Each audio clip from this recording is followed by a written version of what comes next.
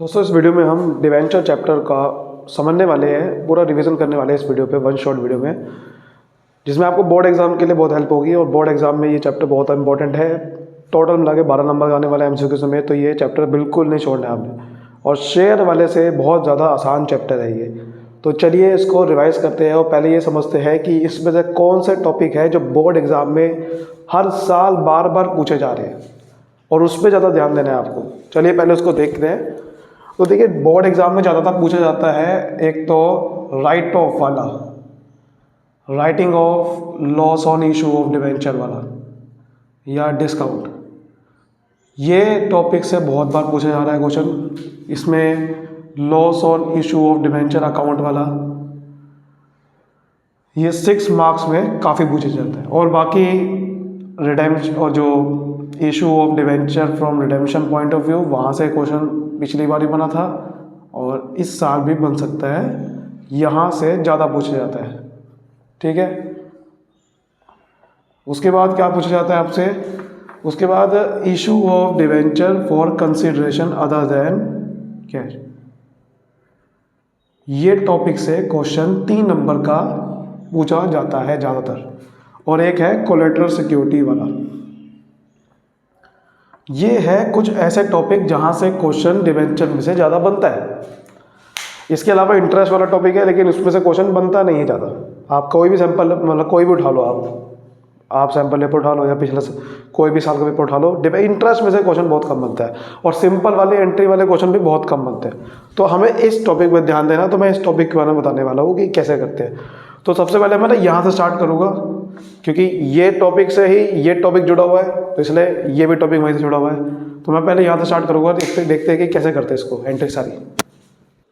तो चलिए देखिए, सबसे पहले तो देखो इस टॉपिक में एक एंट्री तो आपको कोई भी केस हो आपको करनी ही करनी है, वो है bank account debit to debenture application and allotment account. Lump sum की एंट्री होती है। ये एंट्री कोई भी केस हो आपको करनी ही करनी है। दूसरी एंट्री में चेंज होता है असल में, debenture application and allotment account debit to percentage debenture account.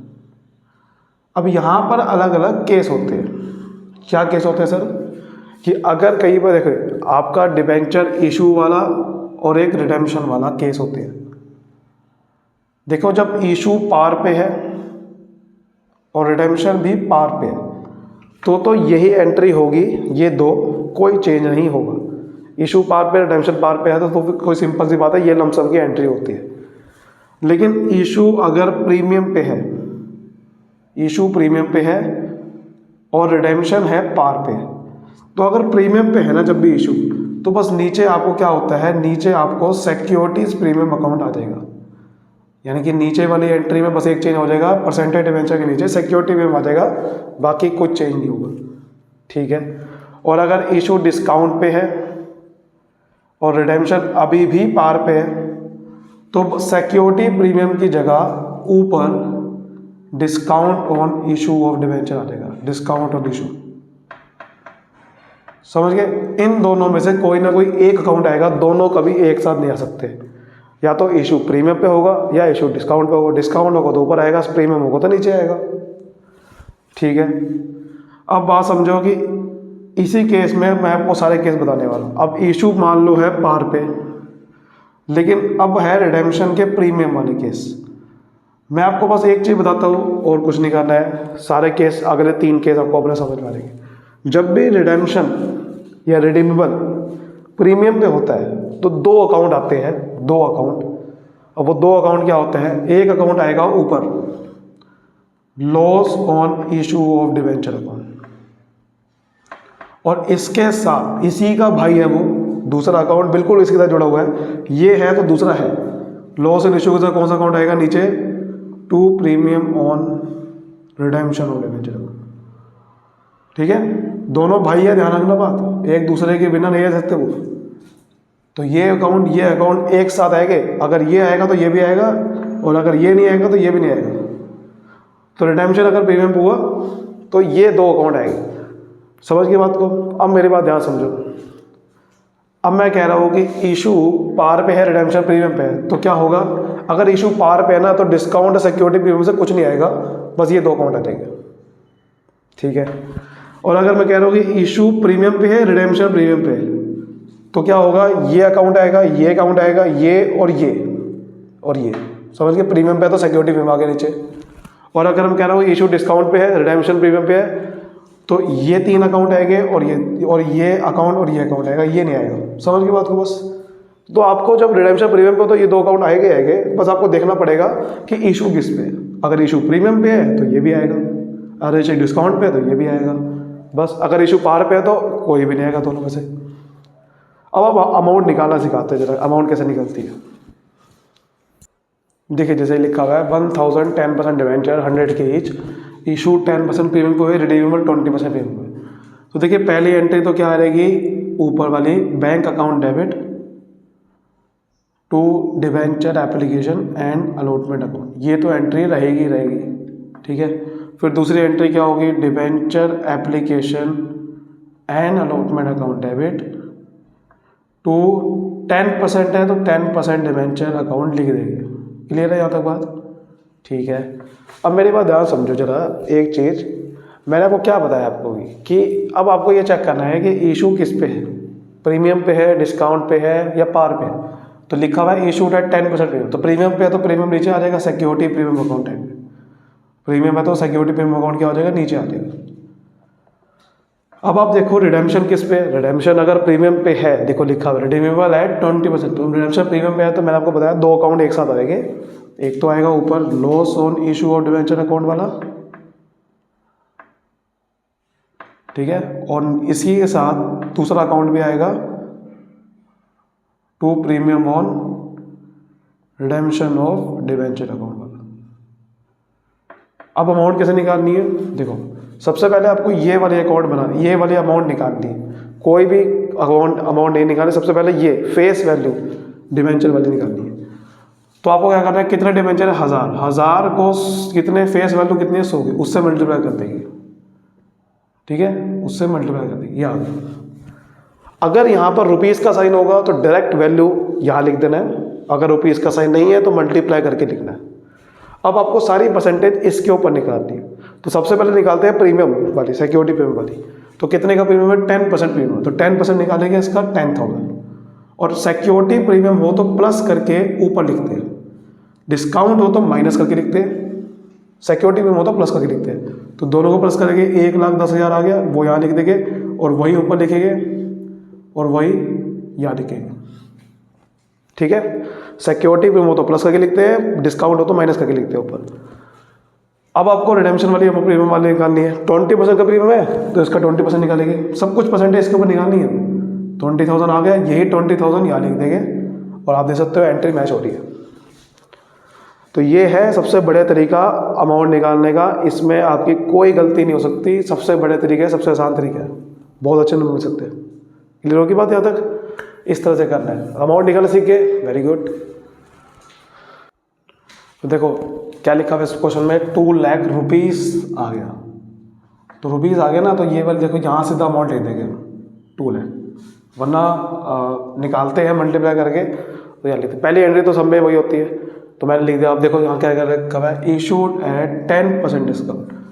जब भी इशू डिस्काउंट पे हो तो मैंने आपको क्या बताया था, जब भी डिस्काउंट पे इशू होता है तो ऊपर आएगा एक account discount on issue of debenture वाला अकाउंट, ठीक है।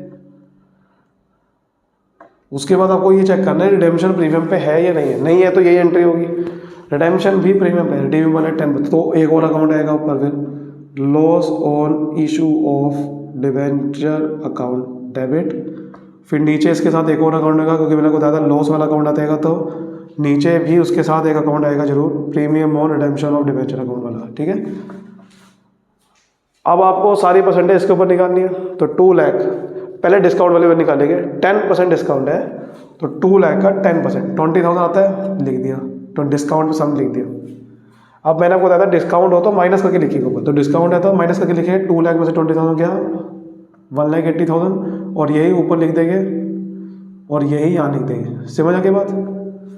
अब आप देखो रिडेम्पशन किस पे है, वो भी प्रीमियम पे 10%, इसका 10% निकालेंगे फिर, तो 10% 20,000 आता है, यहाँ 20,000 लिखा और यहाँ भी 20,000 लिखा। अब इसमें एक चीज़ और है, इसमें एक क्या कर सकते हो आप, 2 अकाउंट लिखने के बजाय आप एक ही अकाउंट लिख सकते हो, वो है loss on issue of debenture account. यानी कि डिस्काउंट को लॉस में प्लस कर सकते हो और आप सीधा 40,000 भी लिख सकते हो प्लस करके, ये भी एक है तरीका। लेकिन अगर आपको ये समझ नहीं आता तो आप सीधे 2 लिख दो, तब भी कोई नंबर नहीं कटने वाला है, ठीक है। तो उम्मीद करता हूँ यहाँ तक आपको समझ में आ चुके हैं। अब समझते हैं राइट ऑफ की एंट्री, राइटिंग ऑफ। तो देखिए राइटिंग ऑफ की एंट्री से बड़ी सिंपल है। अगर आपको क्वेश्चन में सिक्योरिटी प्रीमियम दे रखा है, राइटिंग ऑफ का मतलब होता है आपको ख़त्म करना है, अकाउंट को बंद करना है। तो सिक्योरिटी प्रीमियम से ख़त्म करते हैं, सिक्योरिटी प्रीमियम अकाउंट डेबिट करेंगे और जो आपने loss on issue of debenture account खोला था तो उसको बंद कर देंगे। बंद कैसे करेंगे, क्रेडिट करके। तो जो अगर आपने loss on issue of debenture account खोला था तो उसको क्या कर देंगे, बंद कर देंगे इस तरीके से। अच्छा, अगर आपने loss on issue of debenture account नहीं खोला था तो हो सकता है आपने डिस्काउंट वाला अकाउंट खोला हो खाली, तो discount on issue of debenture account फिर लिख देंगे नीचे। अगर आपने लॉस वाला अकाउंट खोला तो लॉस लिखेंगे, डिस्काउंट खाली लिखा था तो डिस्काउंट लिखेंगे। सर अगर दोनों लिखे थे, जैसे पिछले क्वेश्चन में अभी लॉस अकाउंट में था, डिस्काउंट में था, तो दोनों को प्लस करके लॉस वाला अकाउंट लिखेंगे, डिस्काउंट वाला फिर नहीं लिखेंगे। अगर लॉस और डिस्काउंट दोनों है तो दोनों को प्लस करके लॉस ही लिखेंगे, ठीक है। अब एक केस में ऐसा भी हो सकता है कि सिक्योरिटी प्रीमियम में पैसा कम पड़ गया, तो सिक्योरिटी प्रीमियम अकाउंट तो डेबिट करना ही करना है फिर, लेकिन जो पैसा कम पड़ गया वो स्टेटमेंट से ले लेना है, स्टेटमेंट ऑफ P&L अकाउंट से ले लेना है। जैसे लॉस है मान लो 4 लाख का, सिक्योरिटी प्रीमियम से 2 लाख का ही पड़ा है, तो फिर 2 लाख आपको स्टेटमेंट ऑफ P&L से लेना पड़ेगा और नीचे तो एंट्री सेम टू सेम है, वही लिखना है। और अगर सिक्योरिटी प्रीमियम क्वेश्चन में नहीं है तो सारा पैसा फिर आपको स्टेटमेंट ऑफ P&L अकाउंट में डाल देना है। तो statement of P&L account debit करेंगे और नीचे वही का वही। ये है राइट ऑफ की एंट्री, बड़ी सिंपल है। सिक्योरिटी प्रीमियम हो ज़्यादा तो ये एंट्री होगी, कम पड़ गया तो स्टेटमेंट से लो, नहीं है तो स्टेटमेंट डेबिट। क्लियर है, ओके। क्वेश्चन देखते जरा इसके एक बार, क्वेश्चन से थोड़ा सा आपको अच्छे से क्लियर हो जाएगा क्या मैं कहना चाह रहा हूँ। मैं ये कहना चाह रहा हूँ, जैसे कि आप ध्यान से देखो, जैसे अभी आपने एंट्री करी थी मान लो इस तरीके वाली कि loss on issue of debenture account आपने लिखा 20,000, है ना। फिर आपने डिस्काउंट भी लिखा था 20,000। मैं ये कहना चाह रहा हूँ कि जैसे मान लो क्वेश्चन में अगर सिक्योरिटी प्रीमियम मान लो दे रखा है 50,000 रुपये का, तो राइट ऑफ की एंट्री क्या बनेगी कि सिक्योरिटी प्रीमियम अकाउंट डेबिट,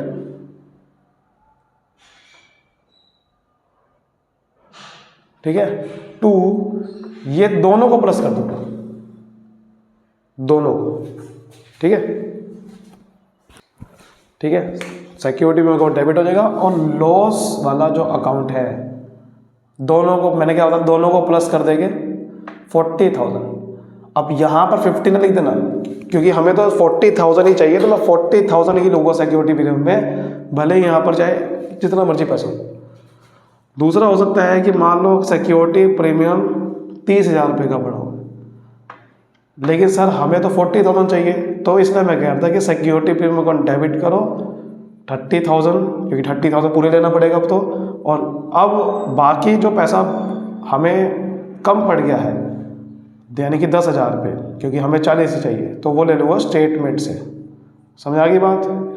और अगर मान लो सिक्योरिटी प्रीमियम है ही नहीं क्वेश्चन में, मतलब दे ही नहीं रखा, no information about security premium, तो क्या करूँगा, सिर्फ statement of P&L account debit करूँगा पूरे 40,000 से और ले लूँगा। क्लियर है यहाँ तक बात। चलिए अब थोड़ा सा अकाउंट बनाना सीख लेते हैं। लॉस ऑन इशू वाला या डिस्काउंट वाला अगर अकाउंट आ गया तो कैसे बनेगा वो, देखो बड़ा सिंपल है, क्या नहीं करना है, क्या करना है आपको बताता हूँ। अकाउंट बनाने के लिए सिंपल आपको क्या करना है, यहाँ पर जब भी आप लॉस वाला अकाउंट बना रहे हो ऊपर लिख देना लॉस वाला अकाउंट जो है, आपको एक मैंने को बताना एक अकाउंट लॉस के साथ जरूर जुड़ा हुआ है, दोनों भाई है, दोनों अलग कभी नहीं सकते। लॉस के साथ कौन सा अकाउंट जुड़ा हुआ है, प्रीमियम वाला, तो इधर आपको प्रीमियम और रिडेम्पशन ऑफ डिवेंचर अकाउंट जरूर लिखना है डेबिट साइड पे। जब भी लॉस वाला अकाउंट बनाओगे तो साथ में क्या लिखना है, प्रीमियम और रिडेम्पशन ऑफ डिवेंचर अकाउंट, और दोनों की अमाउंट सेम ही होती है। और अगर आपने डिस्काउंट को प्लस कर दिया था लॉस के अंदर, जैसे कि पीछे देखा आपने, तो फिर आपको यहाँ पर to discount on issue of debenture account भी लिखना है, क्योंकि आपने वो प्लस कर दिया था। तो ये अकाउंट स्टार मार्क लगा लो तब लिख रहे हैं जब डिस्काउंट को प्लस कर दिया हो तो। और इधर आपने राइट ऑफ के एंट्री के हिसाब से लिखना है। अगर सिक्योरिटी प्रीमियम अकाउंट डेबिट करना था खाली तो वो लिखो, दोनों का रखे थे तो स्टेटमेंट ऑफ पेयर भी लिखो, एक का रखा था एक लिखो। तो ये राइट ऑफ के एंट्री के हिसाब से यहाँ पे लिखना पड़ेगा, ठीक है। और अगर आप डिस्काउंट वाला अकाउंट बना रहे हो तो डिस्काउंट वाले अकाउंट में यहाँ पर 2% डिवेंचर अकाउंट आता है। जितनी डिस्काउंट की वैल्यू होगी उतनी वैल्यू यहाँ लिख देंगे और कोई अकाउंट नहीं आएगा। और यहाँ पर तो राइट ऑफ की एंट्री के हिसाब से अकाउंट आएगा। बस यही होता है लॉस और डिस्काउंट अकाउंट बनाना, ठीक है। चलिए आगे बढ़ते फिर। चलिए अब बात करते हैं जो कि again one of the most important topic और सबसे आसान topic, issue of share as a collateral security वाला टॉपिक। ये भी आता है बहुत बार। अब इसको ध्यान से देखो, कुछ नहीं करना है आपको। पहले तो ये बैलेंस शीट बनानी है, ये एक्सट्रैक्ट ऑफ बैलेंस शीट है, इस तरह से आपको बनानी जरूर है। एक्सट्रैक्ट ऑफ बैलेंस शीट किंतु ऊपर नेम लिखा an extract of balance sheet as at, जब भी बना रहे हैं particulars note number amount, equity liability, non current liability, long term borrowing, उसका नोट नंबर फर्स्ट, ये तरीका है। और फिर notes to account, long term borrowing. अब यहाँ से चीज़ें बदलेंगी। देखो इसमें दो केस है, या तो आपको जनरल एंट्री पास करने को कहेगा या तो आपको सीधा कहेगा बस आप ये बताओ कि डिवेंचर जो कोलेटरल सिक्योरिटी भी इशू करे वो बैलेंस शीट में शो कैसे हो गए। तो ये इतना फॉर्मेट चाहे एंट्री करनी है चाहे नहीं करनी, ये तो बनानी ही बनाना है। अब अगर एंट्री करनी है तो सबसे पहले आपको डिवेंचर इशू करने की as a collateral security entry होती है debenture suspense account debit 2% debenture. जितने आपने debenture as a collateral security issue करे उतनी अमाउंट यहाँ पर लिख देनी। क्वेश्चन में दे देगा आपको, जैसे क्वेश्चन में कहेगा लोन लिया ICICI बैंक से और जितने का लोन लिया उतनी अमाउंट तो पहले आप यहाँ लिख दो और उतनी ही अमाउंट यहाँ लिख दो। यहाँ लिख दोगे कौन से नाम, ABC कोई भी बैंक होगा उसका नाम लिख देना है और लोन की अमाउंट लिख देनी है। अब अगर आपने एंट्री करी है तो आपको क्या करना है, यहाँ लिखना है फिर debenture percentage debenture as a collateral security कितने इशू करें, ठीक है। उसकी अमाउंट लिखो, मान लो 4 लाख का लोन लिया, 5 लाख डिवेंचर इशू करे कोलेटरल सिक्योरिटी में, उसकी अमाउंट लिखो और लेस कर दो डिवेंचर सस्पेंस अकाउंट, मतलब कैंसिल भी करके दिखा देने हैं क्योंकि वो डिवेंचर असल में इशू करे नहीं है एक्चुअल में, तो लेस करके दिखाना है। यहाँ 0 आएगा और अमाउंट यही वाली आएगी और यही यहाँ लिखनी होती है, समझ गए। ये है एंट्री वाला केस कि पहले आपको ये एंट्री करके दिखानी है और फिर ये बना के दिखाना है। अब अगर आपको एंट्री नहीं करनी तो आपको ये एंट्री नहीं करनी तो आपको सिर्फ ये बनाना होगा। अगर एंट्री करनी तो पहले एंट्री करनी है फिर ये बनाना है, एंट्री नहीं करनी तो सीधा ये बनाना है। और यहाँ पर अब चेंज होगा थोड़ा सा, बस क्या होगा चेंज ये होगा, ब्रैकेट में आपको बस ये लाइन लिखनी है कि ये लोन सिक्योर्ड है, सिक्योर्ड बाय इशू ऑफ इतने डिवेंचर इशू करे, इतने डिवेंचर इशू करे ऑफ इतने रुपए के एक है एज अ कोलेटरल सिक्योरिटी। बस ये लाइन लिखनी है और आपका क्वेश्चन खत्म, दैट्स इट। और यही अमाउंट आपने यहाँ लिख देनी है। तो ये टॉपिक इशू कोलेटरल सिक्योरिटी का बड़ा ही सिंपल टॉपिक है, इसे क्वेश्चन करो बहुत आसान है। अब लास्ट टॉपिक की बात करते हैं जो आता है जाता 3 नंबर में, कंसिडरेशन अदर देन कैश वाला। देखो इसमें क्या करना होता है, देखो इसमें या तो कोई आप एसेट खरीदोगे, ठीक है, एसेट खरीदोगे तो उसकी एंट्री होती है, एसेट का नाम आ जाएगा एसेट अकाउंट डेबिट, नाम आ जाएगा जैसे कि अगर प्लांट खरीदो प्लांट अकाउंट डेबिट, नाम नहीं पता तो asset account debit to vendor account. हाँ अगर वेंडर का नाम नहीं पता तो वेंडर अकाउंट, लेकिन वेंडर का नाम पता है तो वेंडर का नाम ही आएगा। लेकिन एसेट की जगह आप बिजनेस भी खरीद सकते हो किसी से, तो बिजनेस खरीदने की एंट्री क्या होती है, या फिर आपको एसेट भी कहेगा लायबिलिटी भी खरीदी ये भी कहेगा। तो अगर एसेट खरीदा तो एसेट अकाउंट तो डेबिट होना ही होना है, टू लायबिलिटी अकाउंट भी हो जाएगा साथ में, और साथ में उस वेंडर का नाम अकाउंट भी, जितनी यानी कि उसको कितना पैसा देना है वेंडर को वो भी हो जाएगा। अब अगर ये वेंडर की अमाउंट नहीं पता तो आपको एसेट में से लायबिलिटी माइनस करके ये अमाउंट निकालनी होती है। बट अगर अमाउंट पता है तो आपको यहाँ पर वो अमाउंट लिख दिए और फिर आपको चेक करना है कि छोटी साइड कौन सी आ रही है। अगर छोटी साइड ऊपर आ रही है तो ऊपर आएगा गुडविल, यानी कि पैसा अगर ज़्यादा देना है वेंडर को तो ऊपर आएगा गुडविल, और अगर कम पैसा देना है वेंडर को यानी कि नीचे छोटी साइड आ रही है तो नीचे आएगा कैपिटल रिजर्व अकाउंट। तो ना या तो गुडविल आएगी या कैपिटल रिजर्व आएगा। फॉर एग्जांपल मैंने एसेट 40 लाख के है, लायबिलिटी 2 लाख की है, तो कुछ नहीं पता तो 38 लाख रुपये पे करना है, 40 में 2 लाख। मान लो अगर कह रहा है कि एसेट 40 लाख के है, लायबिलिटी 3 लाख की थी, तो असल में तो आना चाहिए 37 लाख, लेकिन वो कह रहा है कि नहीं हमें तो 40 लाख देने हैं एक वेंडर को, तो इसका मतलब 40 लाख देना, ज़्यादा पैसे देना, तो ऊपर 3 लाख की गुडविल है। इस तरीके से मैं कह रहा हूँ, ठीक है। तो एक क्वेश्चन के ऊपर डिपेंड करेगा। उसके बाद दूसरी जो एंट्री होती है वो होती है इशू, ये जो टॉपिक का नाम है, कि यानी कि डिवेंचर हमने इशू कर दिए, उसको जो पैसा देने हैं उसके बदले में हमने क्या करा, उसे डिवेंचर इशू कर दिया। तो जो भी आपने नाम लिखा तो उसको डेबिट कर दो, वेंडर लिखा तो वेंडर अकाउंट डेबिट कर दो, नाम लिखा नाम अकाउंट। 2% डिवेंचर, जितने परसेंट आपने डिवेंचर इशू करे वो आ जाएगा बस आपने। अब यहाँ पर केस अलग अलग आते हैं। क्या केस आते हैं? हो सकता है कि आपने इस डिवेंचर को प्रीमियम पे इशू करो, तो प्रीमियम पे इशू करा है तो नीचे क्या आ जाएगा, सिक्योरिटी प्रीमियम आ जाएगा। हो सकता है इस डिवेंचर को इशू डिस्काउंट पे किया, तो डिस्काउंट पे किया तो ऊपर क्या आ जाएगा, डिस्काउंट आ जाएगा, सिंपल। डिस्काउंट पे किया तो डिस्काउंट आ जाएगा, इशू पे किया तो प्रीमियम पे तो प्रीमियम आ जाएगा, दोनों में से कोई ना कोई एक आएगा।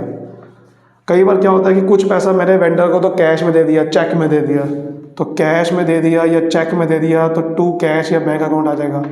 हो सकता है कि क्या है, कुछ पैसा मैंने बिल दे दिया उसे, तो बिल्स पेबल अकाउंट भी आ सकता है। तो मतलब कि इसमें से कुछ भी आ सकता है। मेन फंड आपको समझना है कि ये जो अमाउंट निकालनी होती है ना, डिवेंचर वाली, ये प्रीमियम या डिस्काउंट वाली, इसके लिए एक फॉर्मूला यूज़ करना पड़ता है, क्योंकि क्वेश्चन में बताएगा ना कितने डिवेंचर इशू करें। तो नंबर ऑफ डिवेंचर इशू कितने करे उसको निकालने के लिए हमें एक फॉर्मूला लगाना पड़ता है कि परचेस कंसिडरेशन, यानी कि पैसा देना कितना है उसे, डिवेंचर के रूप में पैसा देना कितना है, ऊपर लिखो और डिवाइड कर दो इशू प्राइस से। ये फॉर्मूला होता है डिवेंचर्स जो है कितने इशू करने पड़ेंगे वो निकालने। चलिए क्वेश्चन के थ्रू समझते हैं। जैसे फॉर एग्जांपल मैं ये कह रहा हूँ कि एक प्लांट खरीदा है, ठीक है, प्लांट परचेज किया है 2 लाख का from Kapil enterprise for example, ठीक है। तो क्या एंट्री होगी, plant account debit to Kapil enterprise, क्योंकि खरीदा क्या है, कपिल एंटरप्राइज से खरीदा, सॉरी, तो 2 लाख से खरीदा, 2 लाख से एंट्री होगी। यहाँ तक बात समझ में आ गई, यहाँ तक बात समझ में आ गई। अब फॉर एग्जाम्पल वो कह रहा है कि हमने कपिल एंटरप्राइज को ना 10% डिवेंचर इशू कर दिए, एक डिवेंचर 100 रुपये का है, और at a premium of 20%, sorry 20% नहीं, एट अ प्रीमियम ऑफ मान लेते हैं 10%, ठीक है। और ये मान लेते हैं 1,90,000 रुपये है, 1,90,000 रुपये है, क्योंकि कैलकुलेशन आसान करने के लिए, सॉरी 1,10,000 रुपये, 1,10,000 मान लेते हैं, ठीक है। अब क्या होगा फिर, कपिल एंटरप्राइज को कर देंगे डेबिट, 1,10,000 रुपये करने हैं, और 10% डिवेंचर अकाउंट, और प्रीमियम पे करें तो नीचे क्या आ जाएगा, 2 सिक्योरिटी प्रीमियम। अब मैं ये कह रहा था ये अमाउंट कैसे निकालेंगे, क्योंकि आप ये नहीं कह सकते 1,10,000 सीधा यहाँ लिख दिया और उसका 10% निकाल दिया, नहीं, 1,10,000 तो देने हैं, ये नहीं पता है कितने डिवेंचर इशू, कितने डिवेंचर करें ये तो पता नहीं, फेस वैल्यू क्या होगी हमें क्या पता। तो हमें क्या करना पड़ेगा, नंबर ऑफ डिवेंचर इशू, उसके लिए फॉर्मूला क्या था, परचेज कंसिडरेशन, देना कितना पैसा, 1,10,000।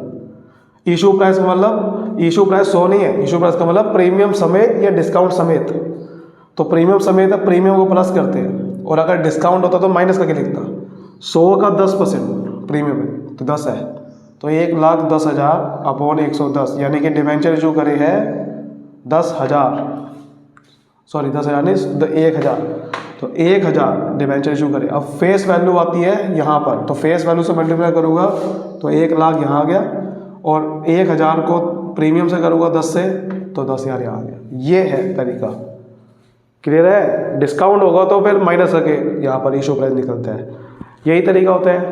और ऐसे क्वेश्चन है बहुत सारे, आप कर लेना। उम्मीद करता हूँ आपको ये जो मेन टॉपिक है मैंने को सारे बता दिए जो आपको पेपर में मिलने वाला है। और आप चाहते हो कोई और ऐसी वीडियो बनाना तो आप मुझे कमेंट करें। मिलते हैं अगली वीडियो में। Bye bye, thank you so much.